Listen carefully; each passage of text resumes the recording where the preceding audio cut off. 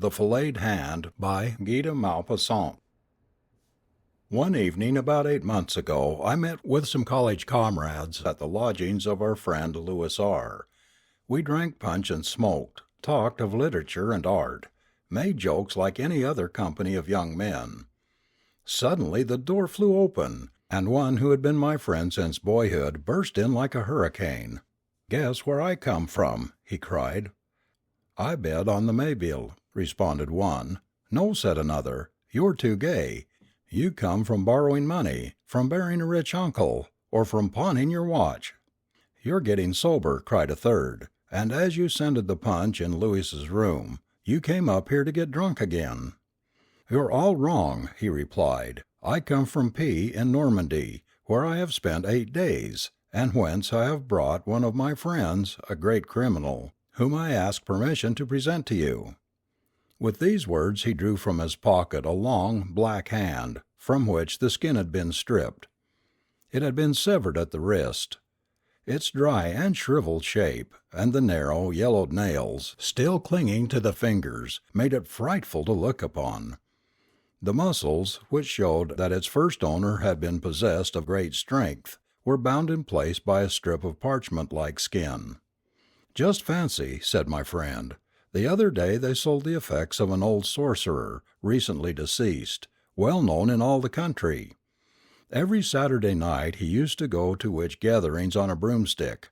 He practised the white magic and the black, gave blue milk to the cows, and made them wear tails like that of the companion of St. Anthony. The old scoundrel always had a deep affection for this hand, which, he said, was that of a celebrated criminal, executed in 1736 for having thrown his lawful wife head first into a well, for which I do not blame him, and then hanging in the belfry the priest who had married him. After this double exploit he went away, and during his subsequent career, which was brief but exciting, he robbed 12 travellers, smoked a score of monks in their monastery, and made a seraglio of a convent." "But what are you going to do with this horror?" we cried. "Eh, parbleu! I will make it the handle of my door bell, and frighten my creditors." "My friend," said Henry Smith, a big phlegmatic Englishman, "I believe that this hand is only a kind of Indian meat, preserved by a new process. I advise you to make bouillon of it." "Rail not, messieurs," said, with the utmost sang-froid, a medical student who was 3/4 drunk, "but if you follow my advice, Pierre, you'll give this piece of human debris Christian burial, for fear lest its owner should come to demand it. Then, too, this hand has acquired some bad habits, for you know the proverb, 'Who has killed will kill.'" "And who has drank will drink," replied the host as he poured out a big glass of punch for the student, who emptied it at a draught and slid dead drunk under the table. His sudden dropping out of the company was greeted with a burst of laughter, and Pierre, raising his glass and saluting the hand, cried, "I drink to the next visit of thy master." Then the conversation turned upon other subjects, and shortly afterward each returned to his lodgings. About 2 o'clock the next day I was passing Pierre's door. I entered and found him reading and smoking. "Well, how goes it?" said I. "Very well," he responded. "And your hand?" "My hand? Did you not see it on the bell pull? I put it there when I returned home last night. But apropos of this, what do you think? Some idiot, doubtless to play a stupid joke on me, came ringing at my door towards midnight. I demanded who was there, but as no one replied, I went back to bed again and to sleep. At this moment the door opened, and the landlord, a fat and extremely impertinent person, entered without saluting us. "Sir," said he, "I pray you take away immediately that carrion which you have hung to your bell pull. Unless you do this, I shall be compelled to ask you to leave." "Sir," responded Pierre, with much gravity, "you insult a hand which does not merit it. You know that it belonged to a man of high breeding?"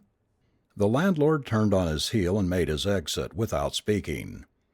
Pierre followed him, detached the hand, and affixed it to the bell cord hanging in his alcove. "That is better," said he. This hand, like the brother, all must die, of the Trappists, will give my thoughts a serious turn every night before I sleep. At the end of an hour I left him and returned to my own apartment. I slept badly the following night and was nervous and agitated, and several times awoke with a start. Once I imagined even that a man had broken into my room, and I sprang up and searched the closets and under the bed. Towards 6 o'clock in the morning I was commencing to doze at last, when a loud knocking at my door made me jump from my couch. It was my friend Pierre's servant, half dressed, pale, and trembling. "Ah, sir," cried he, sobbing, "my poor master! Someone has murdered him." I dressed myself hastily and ran to Pierre's lodgings. The house was full of people disputing together, and everything was in a commotion. Everyone was talking at the same time, recounting and commenting on the occurrence in all sorts of ways. With great difficulty I reached the bedroom, made myself known to those guarding the door, and was permitted to enter. 4 agents of police were standing in the middle of the apartment, pencils in hand, examining every detail, conferring in low voices and writing from time to time in their notebooks. 2 doctors were in consultation by the bed on which lay the unconscious form of Pierre. He was not dead, but his face was fixed in an expression of the most awful terror.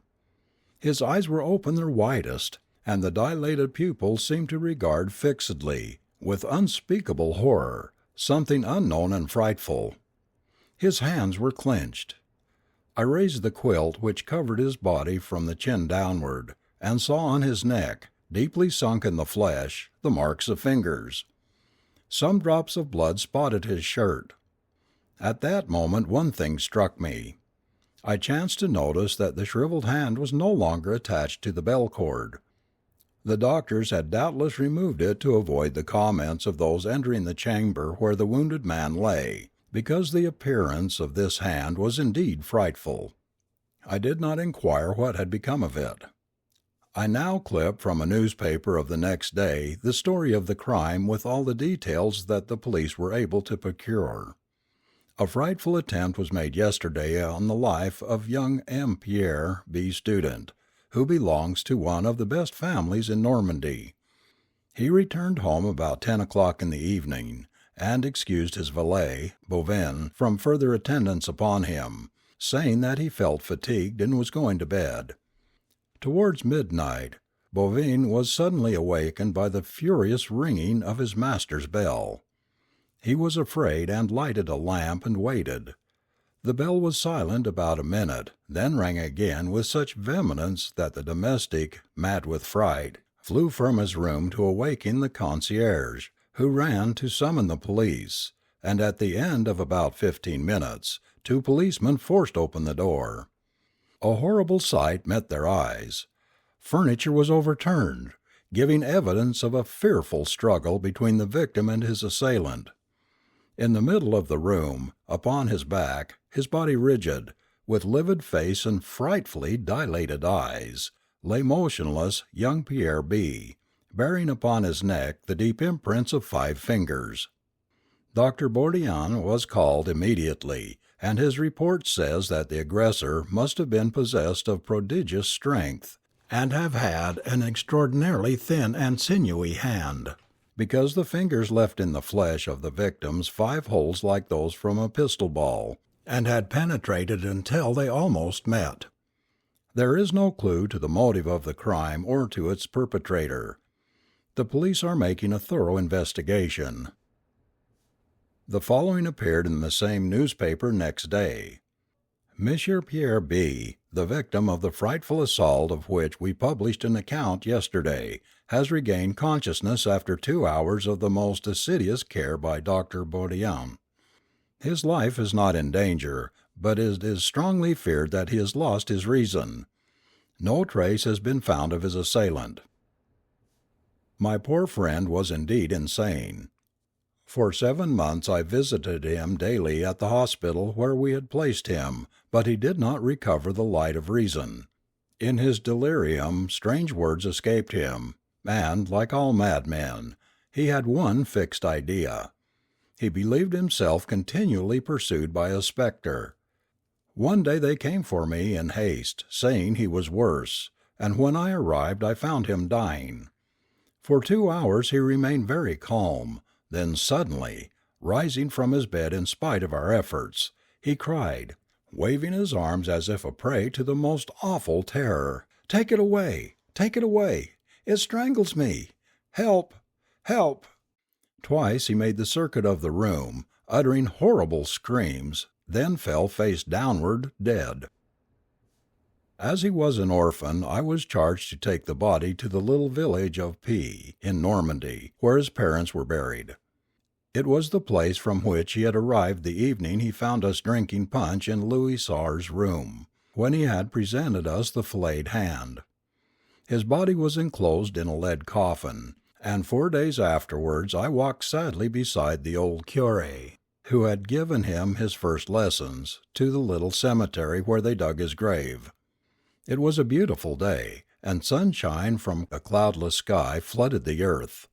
Birds sang from the blackberry bushes where many a time when we were children we had stolen to eat the fruit. Again I saw Pierre and myself creeping along behind the hedge and slipping through the gap that we knew so well, down at the end of the little plot where they buried the poor. Again we would return to the house with cheeks and lips black with the juice of the berries we had eaten. I looked at the bushes. They were covered with fruit. Mechanically I picked some and bore it to my mouth. The curé had opened up his breviary and was muttering his prayers in a low voice. I heard at the end of the walk the spades of the gravediggers who were opening the tomb. Suddenly they called out. The curé closed his book, and we went to see what they wished of us. They had found a coffin. In digging, a stroke of the pickaxe had started the cover, and we perceived within a skeleton of unusual stature, laying on its back, its hollow eyes seeming yet to menace and defy us. I was troubled, I know not why, and almost afraid. "Hold!" cried one of the men. "Look there! One of the rascal's hands has been severed at the wrist. Ah, here it is!" And he picked up from beside the body a huge withered hand, and held it out to us. "See!" cried the other, laughing. "See how he glares at you, as if he would spring at your throat to make you give back his hand." "Go," said the curé, "leave the dead in peace, and close the coffin. We will make poor Pierre's grave elsewhere." The next day all was finished, and I returned to Paris, after having left 50 francs with the old curé for masses to be said for the repose of the soul of him whose sepulchre we had troubled. End of Story 1.